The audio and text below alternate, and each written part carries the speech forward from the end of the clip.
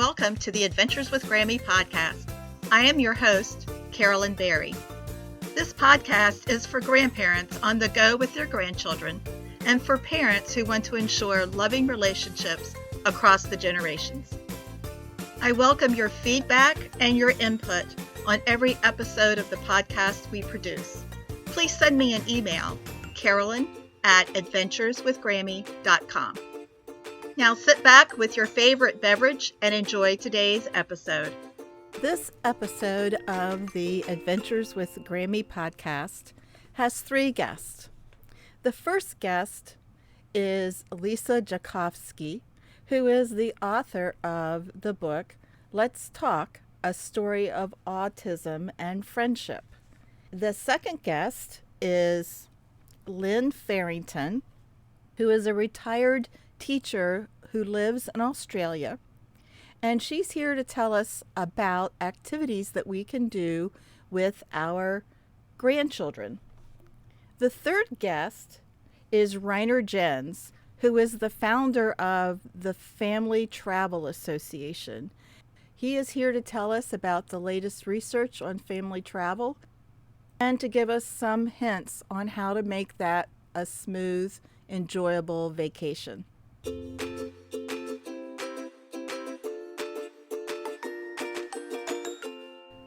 The first guest today is Lisa Jacovsky, who is the author of Let's Talk, A Story of Autism and Friendship. She is a PhD candidate who works with students with autism and is an advocate for those with learning differences. Welcome, Lisa. Tell us about the inspiration for your book. The book is about 2 little girls who become friends at the pool. So Harper's the main character, and she's narrating the story, telling how she met her best friend, Emma. They were at the pool one day, and Emma was new in the neighborhood, and Harper had a tube, and Emma wanted the tube, and Harper couldn't figure out what Emma wanted because Emma cannot talk. She communicates differently.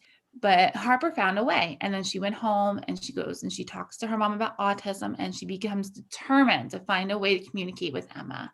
And she does. She uses the techniques that her mom teaches her, and it works out very well, and they become best friends, and they had this amazing friendship where they go and do everything together.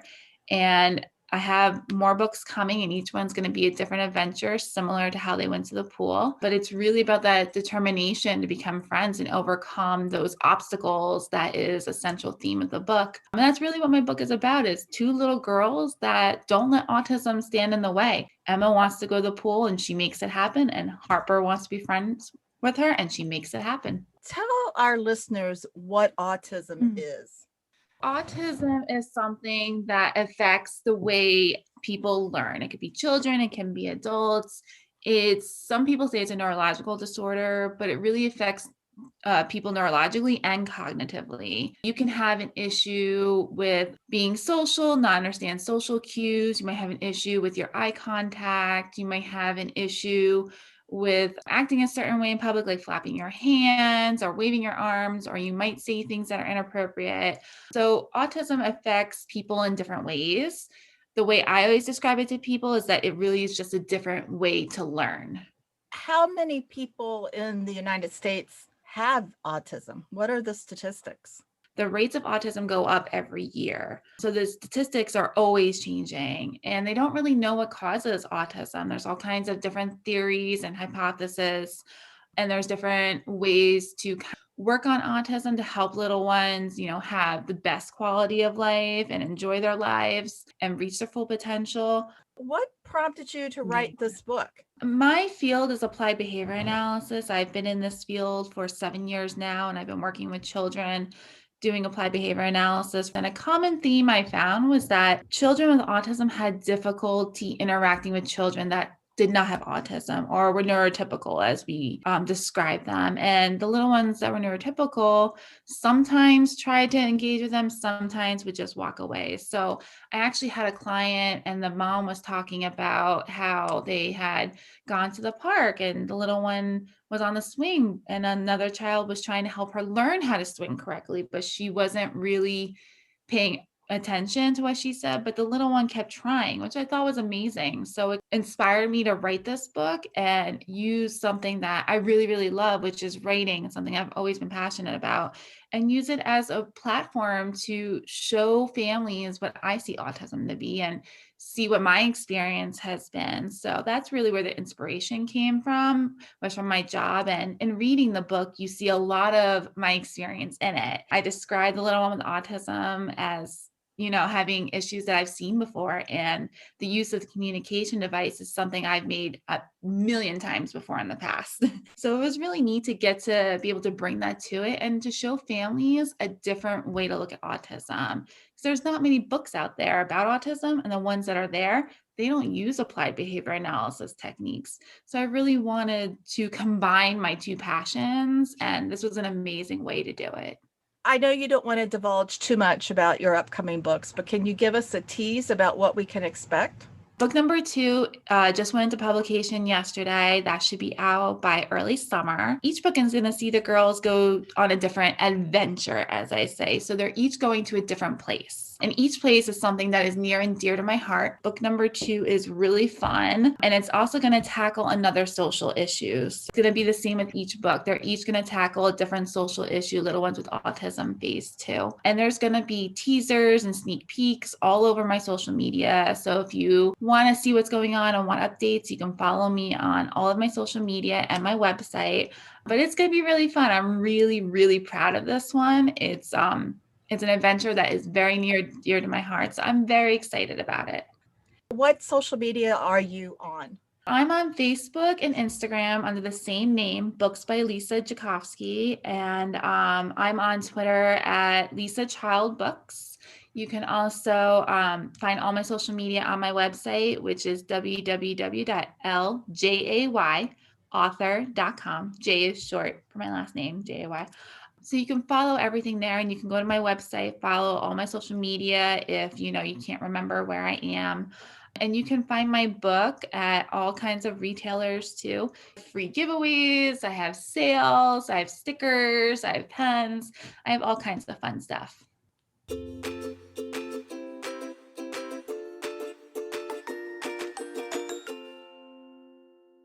Lynn Farrington has a YouTube channel entitled Shenanigans, and she also has an Instagram page where she posts pictures of some of the activities that she does with her 2 grandchildren. Welcome, Lynn. Tell us about your YouTube channel. I started it just to keep in touch with my grandchildren during lockdown, when we had lockdown for quite a long time in Melbourne. We couldn't see the grandchildren, of course, and so I thought, well, if they see me reading a story, then they will, still be able to see my face and listen to me. They really enjoyed it, and it was just, especially, I think, for mum and dad, they were busy working from home and trying to mind 2 young children as well as entertain them. So I think by the end of the night, it was nice just to give them the iPad and just watch Nana reading them a story. It gave them sort of 5 minutes peace. So how many grandchildren do you have? I've got 2, so they're brother and sister. Jasmine, she's 4, and then my little grandson, he's only about 17 months. I have been watching your YouTube videos with your reading children's stories, and I'm so impressed because you're sitting in a garden and I hear birds in the background. And that's my backyard. And then you have all of these props with you. You have a stuffed hungry caterpillar or a stuffed bird. Where do you come up with all of these ideas? Just from my kindergarten teaching years. When you're doing it, I was a primary teacher first, and then I did kindergarten teaching for many, many years. And children, it grabs their attention when you're using a puppet or something like that, or a prop of some sort. Books do grab their attention, but if you can make it even more visually appealing, then it certainly grabs their attention even more. So that's why I often try and incorporate a puppet or something like a little caterpillar that's a little stuffed one. Something like that is fun. I also want to tell listeners that you have an amazing Instagram page where you had such colorful pictures with your books. There's one that's called The Great Zoo Break. You have pictures of it with the zoo animals. I assume that you do a lot of sensory activities. Why is that so important for young children? Yes, I do a lot of sensory activities, so I really try and incorporate those into a lot of book play. So, for instance, we might read a story like with The Great Zoo Break, which is a favourite of my children when they were young, and it's got all the different zoo animals in it and they're trying to break out from the zoo. So it's a really fun story. So we'll read something like that, we'll talk about it. And then to extend the learning, it's really great to use sensory experiences because that really does enhance it, because children really learn by using their senses, obviously. So if they can touch something, then it's really embedded into their memory more, the learning. I try and incorporate as many senses as I can. So, if I was using the zoo break, then you've got your sand. So I popped real sand into a tub. I have got some little wooden animals, or I've got plastic animals. They can use those. We can talk about the names of what the animals are and maybe what sounds they make. So we're using senses there, like listening. They're using the sense of touch by touching the sand. We're really trying to do as much as we can just to enhance the learning for the child by using the senses. So that's what I really do. And also anything that's sensory play is very fun for the child. So they love nothing more than getting their hands into sand or getting their hands into water, making bubbles. Just any form of sensory play is just so enjoyable for them. They automatically just can be immersed in it for quite a long time in their play, and it's just lovely to see that. So it's got a lot of advantages. It's also very simple to set up. You don't have to have elaborate play setups. I mean, anyone can do it. Even, if you've got a bit of sand and you pop it in a little shell plastic shape outside and they can sit in it, or else have a tub their height where they can play with that, and just tipping sand, pouring it, adding water, or playing with mud in the garden, adding water to the dirt and just feeling the texture of the dirt. And it also lets them increase their language. So they're using lots of different words. They're saying it feels wet, or it feels slimy, or it feels gritty, or it's cold. So they're really learning a lot of different words as well as they're explaining to you what it feels like. It's a very beneficial way for children to learn, especially really young children, because they're so used to touching things. That's how they're learning, by putting things in their mouth, by squeezing things, by poking things, by listening to things, patting a cat. It's all embedded into what they are and who they are. Now, one of the senses is movement. Do you incorporate movement into your stories and playtime as well? Yes, we do. Often we act things out, like we did the gingerbread man story, which is a real favourite, and I think that's, a universal favourite, that one. And so we actually cooked the gingerbread. And that's another thing, cooking is a brilliant sensory experience, because you've got, they're going to be touching the dough, or they're going to help mix it first. So it's really incorporating maths, it's incorporating all the different language and all the different words involved. You've got measuring, so they're doing that, they're mixing, and then they're getting their hands in the dough. So they're actually feeling the dough and explaining what that feels like. Is it sticky? Is it cold? All the different words to explain things, and then rolling it out. So they're using their fine motor skills, they're using their hands, which is really, really important too, so that later on when they're using pencils and things, it's strengthening their little hand muscles. And also then, of course, they're smelling the ginger in the gingerbread. So you're using a lot of different senses there. So we then made the gingerbread, of course, we read the story first. So all along she was saying to me, "Oh, do you think the gingerbread are going to escape out of the oven, Nana?" So that was really good fun. And so we had to keep an eye on the gingerbread men in the oven to make sure that they weren't getting out and running off. And so she loved that whole feeling of, are they going to run out the door? And then, of course, she ate them. So then she had that sensory experience. And I made a setup with the little house and I popped a gingerbread man. I drew one out and popped him on a bit of cardboard on a block. And so she was acting it out using the gingerbread man and making him run past the cow and past all the animals. And we were saying, run as fast as you can. You can't catch me. You're the gingerbread man. And so that was a really good way of just acting out the story together. So you can do that a lot, which is really good fun. And we also do a lot of dancing and singing. So I often, when she's here, we pop the music on. We get the musical instruments out, which are very basic. They're just little shakers and things like that. We have a good dance to that, or we might sing a song like Teddy Bear, Turn Around, or we might go on a bear hunt. Do you know we're going on a bear hunt, that story? Yes. Or is that Australian? Yes. No, I used to do that with my children. And in fact, I remember as a child, the Girl Scout leaders taking us on a bear hunt. That was so much fun. And I did it with my children. Exactly. It's good, isn't it? It's such a good story. And that's a great sensory one because you can act that out. So you can, put something outside and pretend you can have water. You can make some water and pop that in a container to step in, and you can make mud, and you can do this, pretend you've got the swishy grass. And so you can do all sorts of things like that, which is fun.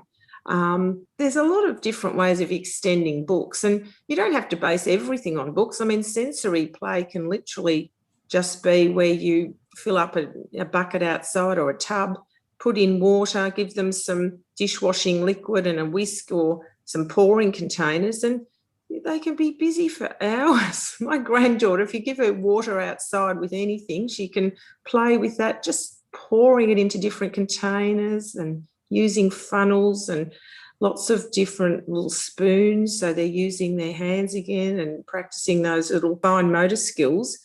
It doesn't have to be hard for parents. Sometimes it looks a bit daunting when you see someone has set something up with, all the different bits and pieces. But really, if you're giving children basic sensory play, then give them some Play-Doh or give them some sand and water and dirt, and they'll be happy for ages and they'll be learning so much. One of the stores we have in the United States is called Dollar Tree, where every item in the store costs $1. Do you have something like that in Australia? We do, yes, and they're brilliant. They used to be called $2 shops, but I think now they're slightly more than $2. But we do have those shops, and they're fantastic. I've been using those for years. Just getting maybe some little plastic zoo animals or some little pebbles and rocks and just things like that, or maybe I bought toadstools the other day, little wooden ones from there, which I'm going to use in a fairy play setup. So those sort of things are good. Or even potpourri. I bought some of that because that's really interesting, the way it smells. This one smelt of roses, and so we were talking about all the different smells of all the different flowers. So we used that for an experience as well. So there's some really good things that you can buy. So it doesn't have to be expensive. It's just a matter of popping a few things together and really using the interests of the child. So not just me always dictating what's happening, but letting them being guided by what they're interested in. So my granddaughter's interested in anything, or she's interested in anything basically. She's very easy, but she loves anything to do with fairies. And she loves, as I said, she loves water play and making bubbles. I mean, even getting a little bucket with a paintbrush and then putting water in that, and they can go and paint the concrete outside, or they can paint the outdoor chairs or anything. They love doing things like that. So you don't always have to have a lot of resources to entertain the children and still give them a sensory experience. My suggestions for listeners is, because you have such a fabulous site, is to visit your Instagram page and to watch your YouTube. And that gives a lot of inspiration. And there are other resources as well. But can you give us 2 tips for grandparents to get them started if they just don't know where else to go? I think one of the easiest things they could do would be to make Play-Doh. I mean, that's a fabulous one. You see that all the time. I mean, we've been using Play-Doh at kindergarten for years and years. And you can either buy it or you can make it. I make mine just in a saucepan or in my Thermomix, and it's so easy. It's basically really just flour, salt, water, and then you just sort of cook it up and it becomes this beautiful, soft, malleable dough. And you can add a bit of colour or you can have it plain. And the thing is, you can also add different scents to it. So you might like to add a lemon smell. So therefore your child's then smelling the lemon and you're talking about lemons. And it doesn't have to be anything fancy. They just enjoy feeling it and pushing it and rolling it into balls and putting it in maybe little containers. So once again, they're using their fine motor skills. They're strengthening those little hand muscles. And it's just such a lovely experience for them. Or you might like to, make one that smells of chocolate. I know people put cocoa and different things in and their children love the smell and look of that. It might be brown, and you can add little rolling pins later on once they've been using it when they're older, but they can use that to put little animals in, farm animals, so they can make it like a little bit of dirt, and then they can add a barn with it, or they can just completely play with it. They can roll it into like sausage shapes and cut it up with little scissors. That's really good for their fine motor skills as well. But just, enjoy the smell of it and the feel of it. That's one of the most easy things a grandparent could do, because I find that that's a really simple, fun thing to do for and the other thing is, I would say, if they could just put some water out, if they do mind their grandchildren, which a lot of grandparents do these days, a lot of my friends all mind their grandchildren too, is just have a table that's really about tummy height, where they can reach it without having to reach up high, just easy access, and just put water in a tub and just see what they do with it. I mean, it's just wonderful. They love pouring it. You can have another empty tub next to it. Actually, my granddaughter then walks around to the side of the house with my husband or with me, and she goes and picks our herbs from the garden. So she might pick, some rosemary and oregano, might pick a lemon, and so then, of course, she can add that. So she chops them up with a little plastic knife and adds them to her water. So she's making like a little potion, or pretend she makes soup. And then she has even just a tea party where we sit outside and she pours her water for us. And all those activities are so easy to set up, and she loves those. So there are some ideas. If they like cooking, that's an easy one. You can do really simple recipes with your grandchild. I've been cooking with my granddaughter since she was just so tiny, and she adores cooking. And I find now she knows how to do so much. Like, she knows how to measure things. She knows how to sieve the flour. She can roll things up into balls. She can put the mixture in the cake patties. And she ices her little fairy cakes by herself. I can just leave her to do things. And she loves it. And she's learnt so many practical life skills by doing cooking. So, that sort of activity is brilliant too. I mean, she's been emptying my washing machine, which is an easy access for her because it's a front loader, since she was really tiny. So I'd open up the door and she'd reach into the washing machine and pull out the clothes and pop them in the basket for me. And then we'd go outside and hang them on the line, and she'd pass me the pegs and I'd say, can you get me the white peg or the red peg or whatever? It's just incorporating all those little things and letting them be responsible too, without us bossing them all the time, and just letting them make some decisions. Tell me about the books that you read. How do you select the books? I like to select books which I enjoyed reading when I was kindergarten teaching. I know the books that sort of appeal to children. And I don't like books that have too many words on a page for young children because you lose them very quickly. So I like the stories to be really engaging with good, clear illustrations and a really interesting story that gets them wanting to hear what happens. I've got quite a few favourites which I used to read to my children and I read to my grandchildren. I'm a bit picky with the ones I choose to read on the story time. I'm a bit of a sucker for Australian books, which you might not have heard of, but I really like Possum Magic by Mem Fox. It's a beautiful story about a possum and it's just beautifully written, beautiful illustrations, and it's got lots of Australiana in it and scenes from around the country, like in Sydney and all the different places. But that's a classic in Australia. I like, oh goodness me, I like The Very Hungry Caterpillar. That's a classic around the world, that one. And it's beautifully illustrated and it's eye-catching for children and the children anticipate what's coming next, and it's a book that they really feel they can join in with. I like books where children, you can ask them questions as you go and get them to interact as well with the books. Just done one on my Instagram, just a story on IGTV. We went to visit a farm one day and doing the farm animal noises because that tends to engage children in terms of they can then say the noise of the animals. And I've had quite a bit of feedback from people on Instagram saying, oh, their children are loving it and they're making all the noises and laughing at my pig noises. And I think, oh, that's really sweet. I love that.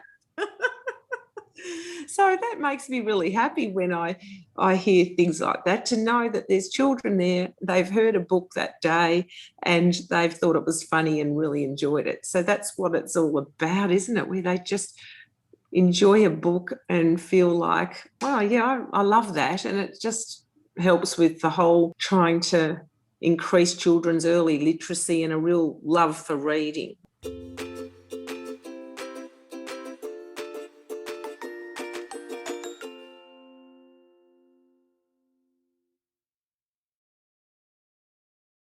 Rainer Jenss is here today to tell us about skip generation travel, multi-generation travel, and how we can make that enjoyable, the research behind it, and a hint to make it go smoothly. Rainer, I'm really happy to have you here today talking with us about family travel. It's certainly one of my passions and the reason I launched this podcast. We're eager to hear your expertise. Excited to talk multi-gen travel. I am too. I am a proponent of multi-generation travel and skip generation travel. And when I've said that to some people, they really don't understand what those terms are. So would you help our listeners understand and learn about that terminology? Sure. Well, multi-generational travel, which is pretty common and growing and has been a pretty strong market in the travel industry. That simply means it's a family unit traveling with more than, in this case, 2 generations, meaning it's the parents, the grandkids, together with the grandparents. That's the most common form of multi-generational travel. It's really, 3 generations all packing up and traveling together. Skip gen, which is kind of a new term that's out there, is when a grandparent or grandparents travel specifically and only with the grandchildren, leaving the parents at home or somewhere else. So there's really 2 trends. One, multi-gen, like I said, has been pretty solid. In fact, you've got about 53% of grandparents who have already traveled together with their children and then their grandkids all together. That's pretty significant. And 65% plan on doing so in the future. So like I said, it's a pretty sizable market. Skip gen, which is emerging and becoming more popular, those numbers are a little smaller. You've got about 16% of grandparents who have just traveled solely with the grandkids, and you've got now about another 19% who plan on doing it. So certainly I expect those numbers to go up, particularly in the skip gen, but multi-gen is a very solid staple in our industry. I would think that there are advantages to let's talk about skip generation travel. I would think that there are advantages for both the parents, the grandchildren, and the grandparents, but I can see some parents having some real concerns about that. So what does our research say about it? Well, in terms of why grandparents are choosing to travel only with their grandkids and not with the parents is, quite frankly, they like spending that extended period of time just with the grandkids without the distraction of having the parents there. And I can tell you a personal story, which I will never forget, in terms of really learning more about the psychographics of this idea of skip gen. My family and I were actually traveling in the Adirondacks north of us here in New York, and we came across a group being led by an organization called Road Scholar. And Road Scholar specifically takes grandparents and offers them the opportunity to travel with their grandkids, and they lead the tours and the activities and so forth. And I got a chance to speak to some of the grandparents on this trip. And I asked them the same question that you asked me, what are the advantages of doing this? And they all almost universally said, oh, because the grandkids are so much better behaved and so much more themselves when they're just with us and not with the parents. And I kind of gulped. I said, really? I said, does that mean when my kids are traveling with my wife and I that they're not behaving at their best, that they save that for grandma and grandpa? So that was very, very telling, that both the grandparents, and then I found out subsequently through our research that the grandchildren also really enjoy spending alone time with the grandparents, that somehow the parents seem to be a distraction. And, another issue that certainly can't be overlooked is the expense. When you travel as a multi-generational group, you're talking, typically at least 6 people or so. Certainly more in quite a few cases. But with skip gen, just the grandparents and the grandkids, it could be a lot more affordable. You don't have the extra cost of the parents and things that go with it. So lots of factors, but it's really the opportunity for the grandparents to spend quality and real bonding time with their grandchildren. That's clearly the biggest motivation. I have found that with my own grandchildren. In fact, I had one of my grandsons actually tell me that he behaves better for me because I'm Mama Berry. That's what he calls me. That's what my grandchildren call me. See, there you go. Because you're Mama Berry. I just looked at him. It's like, oh my God. I love it. Yeah, so, and again, as a parent, who was there with my kids, it was just like dumbfounding to me. Like, really? Like the kids, they're not behaving themselves, or they would behave a lot differently if we're not with them. It was just an eye opener. Oh, that's fun. So, and parents should be aware of that. That's important. Well, it's a vacation for parents too. If mom and dad have my children on a vacation, then I've got 24 to 48 or hours longer to just kind of do what I want to do. Yeah, and one thing, for example, that we've seen is cruises are quite popular with multi-gen groups. That said, with the parents along, the parents can go off on their own and enjoy, vacation time, or if they stay at an all-inclusive. Yeah, so multi-gen groups afford that as well. So just because you're with the whole family unit, let's say, the whole multi-gen group, doesn't mean that the parents, which is important to them, can't get their quality alone time. And that's a driver for multi-gen travel as well, is the parents really want that time together without the kids. Are the activities that grandparents want to do with skip gen travel different from activities that occur during the multi-generation travel? So like, are the destinations the same? Are the activities the same, or do they differ significantly? Yeah, they don't differ significantly. And here's the most important element to all of this.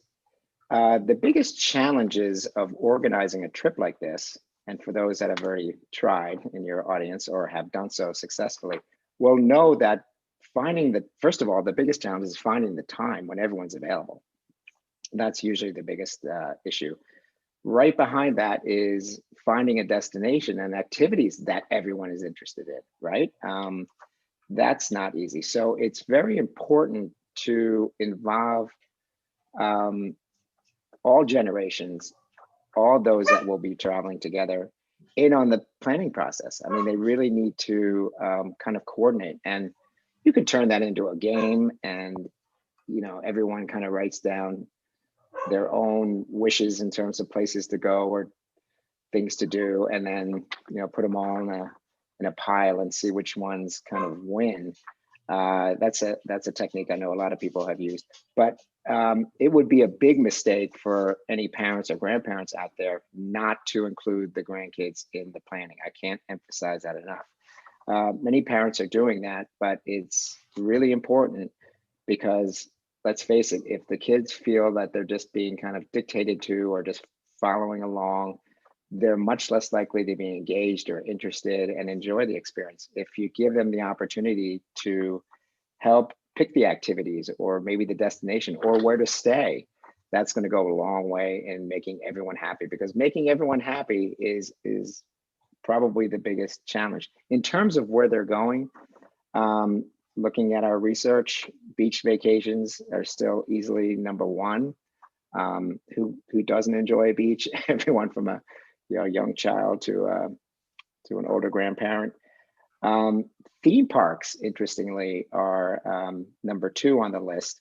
And look, just like children come in different ages and sizes and interests, so do grandparents in terms of their physical limitations or what they're capable of or not doing. So if God bless the grandparents who have the energy and stamina to not only keep up with the grandkids and the whole group, but doing so in a theme park. God bless them. But very, very popular. And look, if you look at the demographics of our country and even worldwide, the older generations are healthier now than they ever were and are active. So these numbers and some of these stats aren't as surprising. And national parks are right up there at number 4. Cultural weekend trips. These getaways don't all have to be week-long vacations. They could be, quality time together, visiting a museum with your grandchild or grandson, granddaughter or grandson. It doesn't need to be elaborate. And I think that draws out also in our research the fact that weekend getaways and cultural trips to museums are pretty popular. Zoos and aquariums, another great spot for grandparents to spend some time with their grandchildren. And those can just be day trips, like to go to the zoo or to go to an aquarium. Particularly during COVID. I mean, COVID has really thrown a wrench into all of these, research figures I'm throwing out at you, but there's no question that what we're already seeing and what will happen not too far down the road is this pent up demand to spend quality time with family. And that's why families travel together anyway, because of the quality time together and the bonding that happens. There is a lot of pent up demand for that. I've always recommended folks start thinking about their travel plans and booking now. And it doesn't have to be for spring break or even in this summer. It can be further in the fall or winter, or maybe even 2021. But the demand will go shooting up, and particularly when it comes to traveling in a group and a family.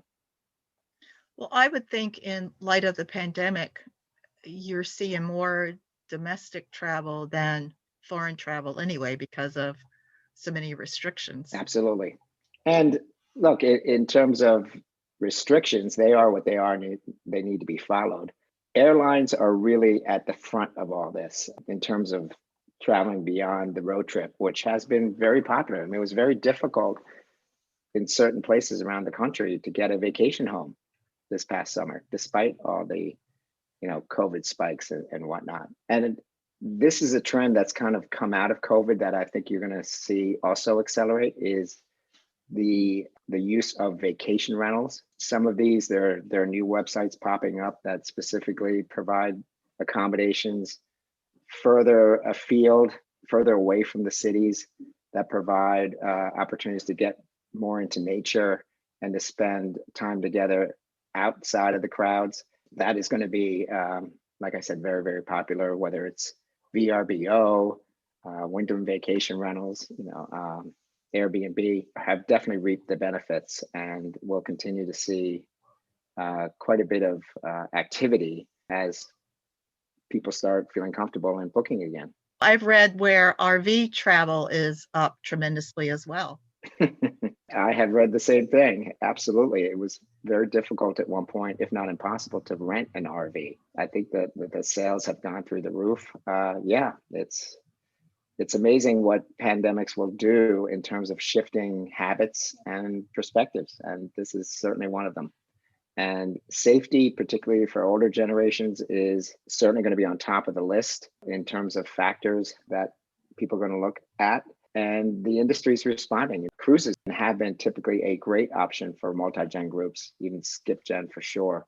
Cruise lines, when they do return, when the CDC gives them the green light, they are going to come back strong. There are lots of cruise loyalists who are aching to get back on a ship, and these ships will be prepared. They'll be ready to handle these challenges, just as all-inclusive resorts have been and are continuing to improve. And as I said, the airlines, once the general public feels more comfortable getting on a plane, and from my own experience, it was a very smooth and well-run operation when I flew this past year.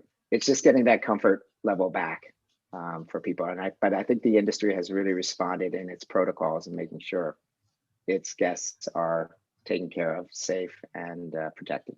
Airbnb as an organization has a quote certification process for hosts to say that they're aware of sanitizing practices, and they agree to do that.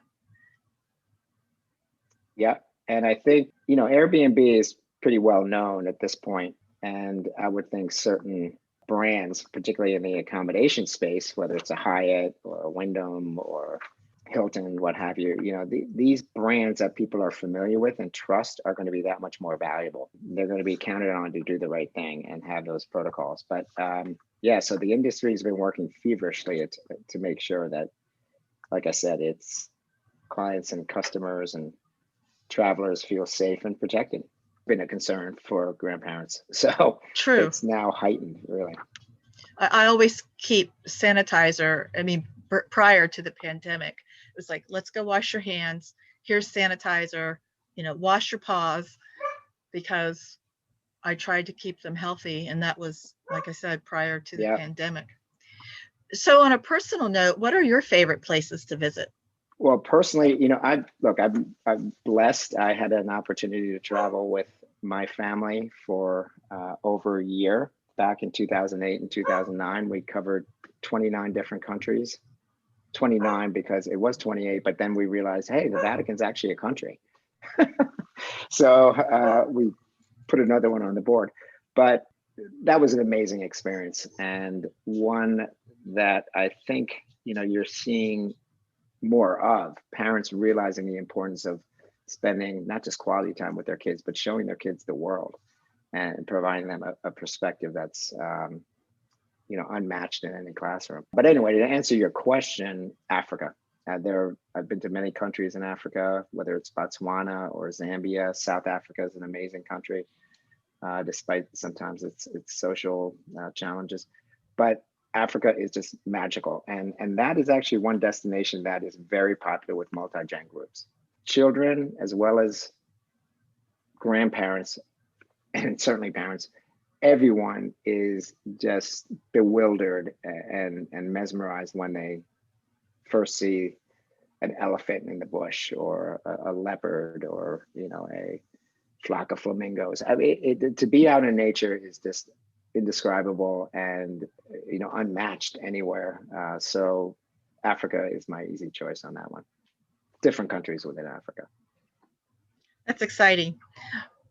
I have found that taking my grandchildren any place out of the ordinary is an opportunity for them to learn. And I like to call that stealth learning, where they don't even realize they're learning, but they are absorbing information about Absolutely. animals or other cultures, or just how people interact with each other differently from the way they act, around their family. And that's the biggest advantage I see of travel, is that it is such an educational opportunity for children, and it reinforces what they learn in the school systems. 100%. Very well said. And if I may add to this, something that I think most parents are not really aware of are additional benefits that come out from traveling with your children. So, for example, we all know, or suspect, that they are learning about the world as they travel through it, which certainly was the case when we did it with our children. Those cultural differences really leave an impression, and so many things. But there's also, so not only are they exploring the world outside of themselves, but unbeknownst to them, they're really learning about themselves. They're learning new life skills. They're developing not just new perspectives, but discovering personal interests. That's this interesting byproduct of getting your kids out of their comfort zone and from what's familiar. That's what travel affords everybody, not just children, but particularly children who are, going through, whether it's adolescence or, changes that are going on in their lives. All of this, mixed together with this discovery about themselves through what they're seeing externally is that I wasn't aware of when we embarked on our trip, and really realized when I got back. It's no surprise that my older son, who's now 23 years old, got his first job out of college at SpaceX. He developed this love and appreciation for not just photography. That's a life skill he learned while he was traveling, but an appreciation for aeronautical engineering and space and rocketry. That came out of visiting places like the Kennedy Space Center and so forth. So it could lead to, really anything, but this gives children an opportunity to discover themselves without the, kind of influence of their peers and kind of their day-to-day challenges and struggles that they have as young people. I hope the audience out there really takes this to heart, maybe in some way practices it on their own, because to be aware of it will really enhance the experience, I think, without being, overly, intentional about it, because it just kind of happens. And that's where the magic is. And that's why I built a career in trying to promote all the things that families can do together, not just a theme park or beach vacation, some things we talked about, but there's so many great trips. One I didn't mention, for example, dude ranches, very popular with the multi-gen and skip-gen circles, because it's a chance to get outdoors, and you can not just ride horses, but you can go fly fishing and spend quality time in a cookout, or by the campfire, making mush or burning marshmallows and toasting marshmallows, I should say, although Right. I tend to burn them. But these are there's so many things that I hope parents and grandparents alike will take the time to research, discover. Not to put a plug for Family Travel Association that I founded 7 years ago, but familytravel.org. I urge your audience, check it out and maybe get some ideas and look at things that you never thought were even possible. Scuba diving with children is a possibility. I've gone on dive trips all around the world with my kids and other families. 10 years ago, I didn't think that was even remotely possible. I didn't realize that a 10-year-old could certify, get their certification. I thought it would have been at least, in the teens, if not a little older. But anyway, there's so much out there. But as we kind of started with, it's finding that kind of common ground that's so important when planning something like this. What are some of the things that everyone in the family likes to do? And one last thing, a common mistake that's also made when it comes to planning travel, particularly with families and certainly with multi-gen groups, is that they don't consider the activities before the destination. In other words, people say like, okay, where do you want to go? And let's say, for the sake of argument, someone says, I want to go to Hawaii. And it's decided everyone thinks Hawaii is great. Well, really what Hawaii is a destination with beaches, resorts, things like diving, as I mentioned, and some cultural experiences. But if you pick the destination first, you limit yourself to whatever that destination offers. Instead, start with, oh, I want to go sailing, or, oh, I want a beach vacation. Decide on the activity, then your geography is much larger and you can choose from a greater variety, not to mention expenses.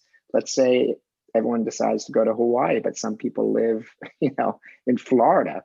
Those are all factors. So pick the activities first, the destination second. I hope you enjoyed today's episode of the Adventures with Grammy podcast. If you did, I would like for you to do 2 things for me. 1, hit the subscribe button so that you don't miss any episodes of the podcast, and ask your family members and friends to do the same. The second thing is to visit the website, adventureswithgrammy.com, and look on the menu bar and click on the link Newsletter Sign Up. That will give you access to my monthly newsletter. Also, ask your family members and friends if they will sign up too. Please feel free to contact me, Carolyn at adventureswithgrammy.com, with any comments or suggestions.